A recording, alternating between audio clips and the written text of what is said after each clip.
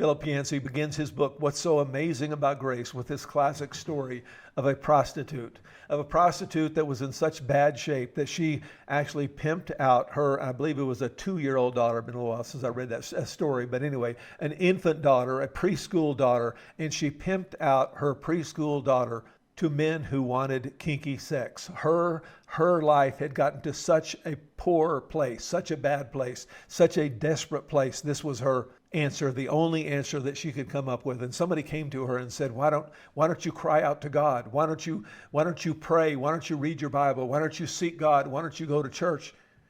And she stopped him when he said, go to church. And she said, go to church. Why would I want to go there? I already feel badly enough about ourselves. And we live in a world that sees the church that way, sees the church as a place of condemnation, that sees the church as a place of put down. But the Bible teaches that God is a God of grace, and he wants us to be a God of grace and express that grace to a world that so desperately needs God's grace.